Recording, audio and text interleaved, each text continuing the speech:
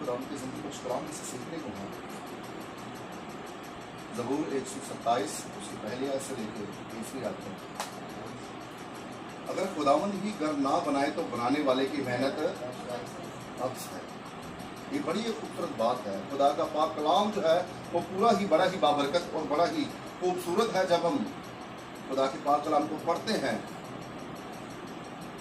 पढ़ना, सुनना और इसका अमल करना, इस पर ये मुकाशफा की किताब में लिखा है। और वो मुबारक लोग हैं जो इस नबूवत की किताब को पढ़ते, सुनते और इस पर अमल करते हैं। हालेलुया। हम पहली आयत पर गौर करेंगे। इस पर लिखा है कि अगर खुदावंद ही, ये जो बीच में अगर का लफ्ज होता है, ये बड़ी एक बात है, बड़ी समझने की बात है। जैसे हम अक्सर कहते हैं कि वाकई, ये अगर का जो लफ्ज है ये वो है कि वाकई जो है हम ये जो बात करते हैं, तो यहाँ पर ये बात लिखी है कि अगर खुदावंद ही घर ना बनाए तो बनाने वाले की मेहनत अब्स है। अगर खुदावंद ही शहर की हिफाजत ना करे तो निगहबान का जागना अब्स है। यानी मैं अगर कोई चौकीदार हो तो उसका कोई फायदा नहीं है। Hallelujah, hallelujah. उसे इसलिए रखा जाता है कि वो जागता रहे। चौकीदार अगर गली, इलाके, मोहल्ले में अगर रखा जाता है तो इसीलिए तो हम उसे सोने के पैसे देते हैं, जागने के पैसे देते हैं, जागने के पैसे देते हैं। और इसी तरह हमारा खुदा सोता नहीं है, हर वक्त वो हमें देखता है। हमारे चेहरे उसने अपनी हथेलियों पर खोद रखी हैं। हालेलुया। यहाँ पर बात लिखी है कि अगर खुदावंद भी शहर की हिफाजत ना करे, हमारे घरानों की अगर वो हिफाजत ना करे, तो हमारा जागना जो है वो अब्स है वो। हालेलुया। तुम्हारा सुबह सवेरे उठना, लोग 4 बजे उठ के काम पे चल जाते हैं, भले दिहाड़ी लगे या ना लगे। हालेलुया। भागना, किसी चीज की तलाश में रहना। यीशु कहता है कि तू मुझे ढूंढते तो हर चीज इनाम में मिल जाएगी। हालेलुया। यहाँ पर बात लिखी है, तुम्हारा सुबह सवेरे उठना और देर में आराम करना, मुशक्कत की रोटी खाना अब्स है। क्योंकि खुदा अपने महबूब को नींद में ही दे देता है। हालेलुया। खुदा क्या करता है? अपने महबूब को नींद में दे देता है।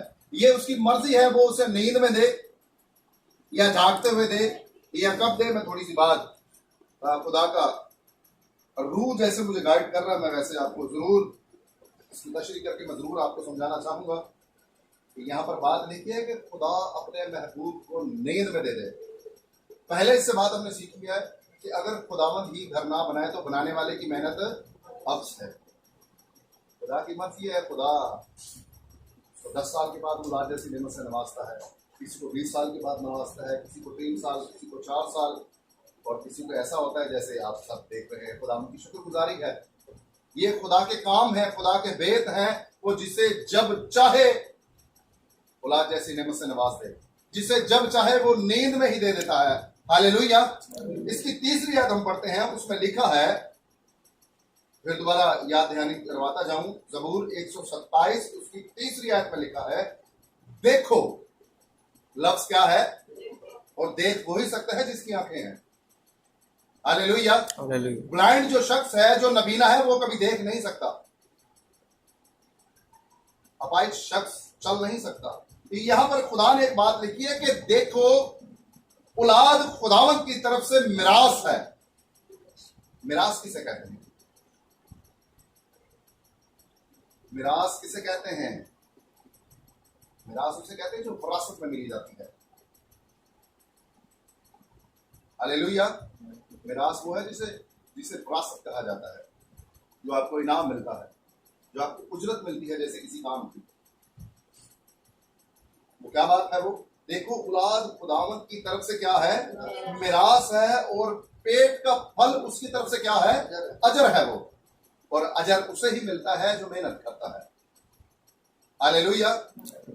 अक्सर कहते हैं कि जब कोई शख्स कोई मजदूरी करने के लिए जाता है, कहते हैं कि उसका पसीना सूखने से पहले ही उसे उसका अजर उसे मिलना चाहिए। अक्सर आप सुनते होंगे लोगों से कि लोग ये बात कहते हैं कि उसे उसका अजर वक्त से पहले उसे मिलना चाहिए। यहाँ पर बात लिखी है, खुदा हमें ये बात कहता है, देखो औलाद खुदावंद की तरफ से मिरास है और पेट का फल उसकी तरफ से अजर है। हाँ, इसके साथ मैं आपको एक और बात बताता चलूं।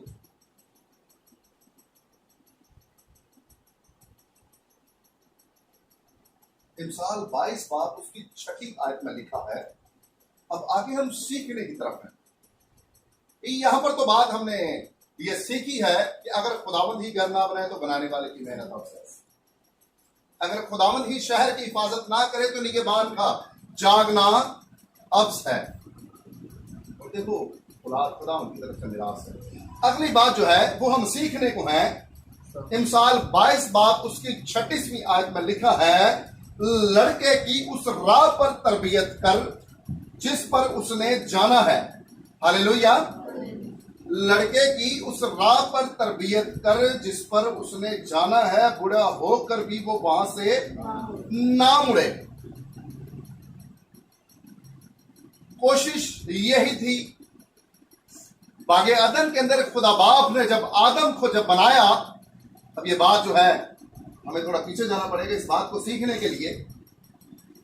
यहां पर इमसाल की किताब में लिखा है 22वें बाब की 36वीं आयत में, लड़के की उस राह पर तरबियत कर जिस पर उसने जाना है, वहां से बुरा होकर भी वो क्या ना करे, ना मुड़े।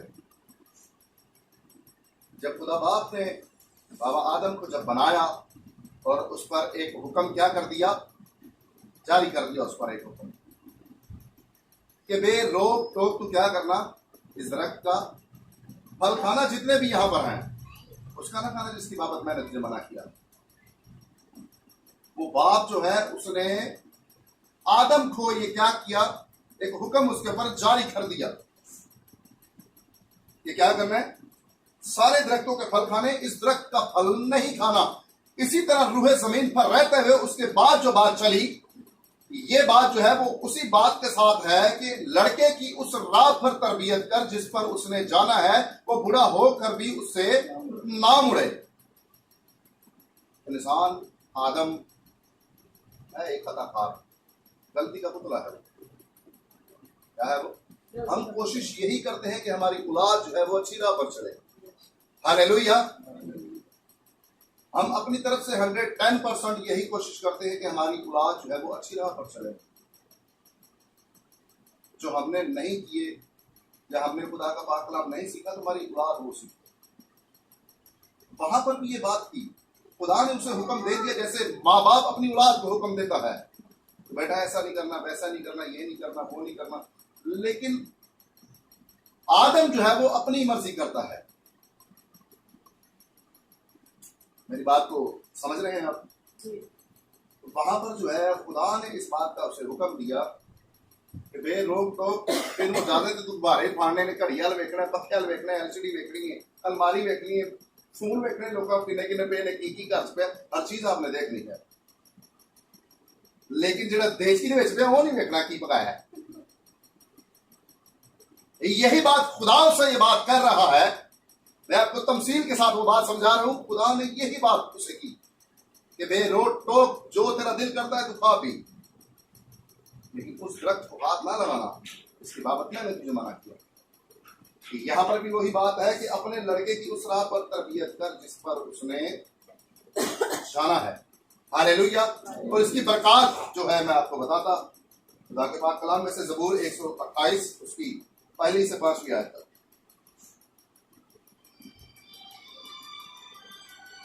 जी, मुबारक है हर एक जो खुदा से डरता है और उसके राहों पर चलता है। मुबारक है हर एक शख्स, मुबारक है हर एक जो खुदा से डरता है और उसकी राहों पर चलता है। मुबारक है वो शख्स जो खुदावन से डरता और उसकी राह पर चलता है। कौन है वो शख्स? मुबारक है वो शख्स जो खुदा की राह पर चलता है। जी, जो उसकी राहों पर चलता है अपने हाथ की कमाई खाएगा। तू अपने हाथ की क्या करेगा? कमाई खाएगा। पीछे क्या बात की कि तू मुशक्कत की रोटी खाता है, वो तेरे लिए क्या है? वो अब्स है वो। हालेलुया। यहाँ पर बात लिखी है, मुबारक है हर एक शख्स जो खुदावन से डरता और उसकी राह पर क्या करता है? चलता है।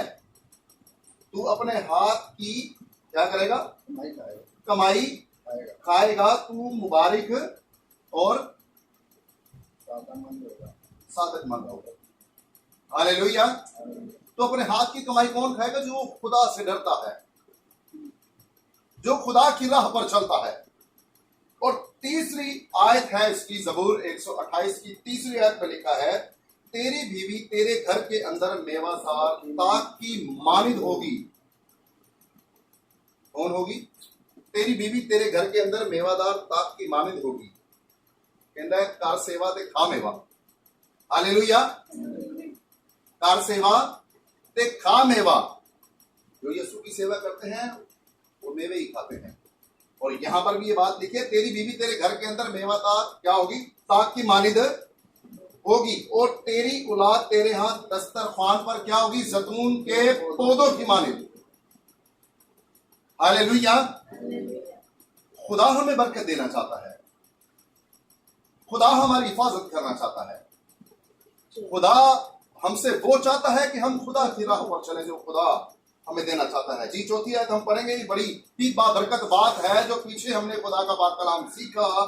आगे खुदा की बरकत उस शख्स के लिए है जो अपने बच्चों को राह पर चलाता, और उसके लिए आगे बरकत है। देखो ऐसी बरकत उस आदमी को मिलेगी जो देखो ऐसी बरकत उस आदमी के लिए है जो खुदा से डरता है। ऐसी बरकत किस आदमी के लिए है? जो खुदा से डरता है, जो चाहता है कि मेरी बीवी जो है मेरे घर के अंदर मेवादार ताक की मालिक हो, औलाद जो है जैतून के पौधों की मालिक हो, और मैं अपनी औलाद की उस राह पर तरबियत करूं जिस पर उसने बूढ़े होते हुए भी नहीं मुड़ना। खुदा के ये वादे उन लोगों के साथ हैं। देखो ऐसी बरकत मैं उस आदमी को दूंगा जो खुदावन से डरता है। और अगली बात बड़ी ही खूबसूरत, बड़ी ही बाबरकत बात है। तमाम ही ये 5वीं आयत हम पढ़ते हैं। खुदावन सयून में से तुझको बरकत देगा। खुदावन सयून में से तुझे बरकत देगा जिथे तेरी सोच में नहीं जाती। जिथे तेरी सोच में नहीं जाती खुदा उतो ही बरकत देने की कुदरत रखता है, और जिथे बीज नहीं बोंदा वो उतो ही वढ़न की कुदरत रखता है। हालेलुया। ਅਤੇ 2 ਸਾਲ ਨਾਲ ਸਾਡੇ ਕੰਮ ਹੋਣ ਤੇ ਅਸੀਂ ਢੋਲ ਕਰਨੇ ਆ, ਫਿਰ ਲੋਕਾਂ ਪਿੱਛੇ ਕਦੀ ਕਿਤੇ। हालेलुया। मेरा इस बात पर अटल ईमान है कि अगर खुदा ने आपकी जिंदगी के अंदर कामयाबी, ये कौन सा सन है? ये 2023 ना। मेरा इस बात पर अटल ईमान खुदा पर है कि अगर खुदा ने आपके रास्ते खोलने 2025 के अंदर है तो 23 के अंदर कभी नहीं खुल सकते हो। कुछ लाख खादमा को दुआ करा लो, लाख कुछ रोजे रख लो, कुछ कुछ कर लो, लेकिन रोजे रखना, दुआएं कराना, दुआ करना ये जरूरी है। लेकिन वो आपका काम तभी होगा जब खुदा ने आपके नसीब के अंदर लिखा है। 22 की किताब उसके तीसरे बात की पहली आयत में लिखा है कि हर काम का एक वक्त है, हर चीज का एक वक्त है। वक्त से पहले नहीं मिल सकता, वक्त तो बाद नसीब तो पहला नहीं मिल सकता। हालेलुया। 5वीं आयत में हमने क्या पढ़ा है? खुदावन सयून में से तुझे, खुदावन सयून में से भी क्या करेगा? तुझे बरकत देगा। जी। और तू उम्र भर यरूशलेम की भलाई देखे। और तू उम्र भर यरूशलेम की क्या देखे? भलाई देखे। कौन देखेगा? बेटा होती ना मत चलेगा। हालेलुया। 6ठी आयत इसकी आखिरी आयत है जबूर 128 की। बल्कि तू अपने बच्चों के बच्चे देखे इस्राएल की सलामती हो। बल्कि तू अपने बच्चों के बच्चे देखेगा, इस्राएल की क्या हो? सलामती हो। और ये बड़ी ही बाबरकत की बात है। अपने बच्चों के बच्चे वही देखता है जो खुदा की राह पर चलता है। जिन्हें नसीब नहीं होते, उन्हें अपने बच्चे देखने नसीब नहीं होते, तो अपने बच्चों के बच्चे की देख रहे हैं। हालेलुया। यहां पर यह बात लिखी है 6ठी आयत के अंदर, बल्कि तू अपने बच्चों के बच्चे देखेगा, इस्राएल की क्या हो? सलामती हो। खुदावंद का यह खूबसूरत कलाम हमारे घराना के लिए, हम जितने यहां पर बैठे हैं हम सब के लिए कलाम वो बाबरकत हो जो हमने खुदावंद के जिंदगी बख्श कलाम में से सीखा। बल्कि तू अपने बच्चों के बच्चे देखेगा। अपने बच्चों के बच्चे वही शख्स देख सकता है जो खुदा की राह पर चलता है। हालेलुया। ये बड़ी ही बाबरकत बात है, अपने बच्चों के बच्चे देखना। फिर वो कह रहा है कि मैं सयून से भी कुदरत भेजूंगा। हालेलुया। मैं तुझे वो बरकतें भेजूंगा जो तू चाहता है। लेकिन उस शख्स को जो खुदा से डरता और उसकी राह पर चलता है। हालेलुया। और इससे पहले हमने सीखा है कि औलाद खुदावंद की तरफ से क्या है? मिरास है। और पेट का फल उसकी तरफ से क्या है? अजर है। और अपने लड़के की उस राह पर तरबियत कर जिस पर उसने जाना है, वो बूढ़ा होकर भी उससे ना मुड़े। हर एक शख्स यही चाहता, खुदा भी हमसे यही चाहता है कि जिस राह पर मैं तुम्हें चलाना चाहता हूं तुम उस पर चलो। लेकिन इंसान होते हुए आज हमारे पास वक्त है, जिंदगी है। जब इंसान की जिंदगी चली जाती है तो फिर उसे तौबा करने का भी वक्त या मौका नहीं मिलता। हालेलुया। आज का हासिल कलाम हमारी जिंदगी के अंदर यह है कि खुदा ने अपने बेटे को, अपनी बेटी को नींद में ही औलाद जैसी नेमत से नवाज दिया है। हालेलुया। अब खुद भी और अपनी औलाद की भी उस राह पर तरबियत करना जिस पर बूढ़े होकर ना आप मुड़े और ना वो मुड़े। तभी आप अपनी औलाद की औलाद देखेंगे जो खुदा का कलाम के अंदर जो खुदा के वादे हैं। हालेलुया। खुदावंद आज के कलाम के वसीला से हम सबको बड़ी बरकत दे।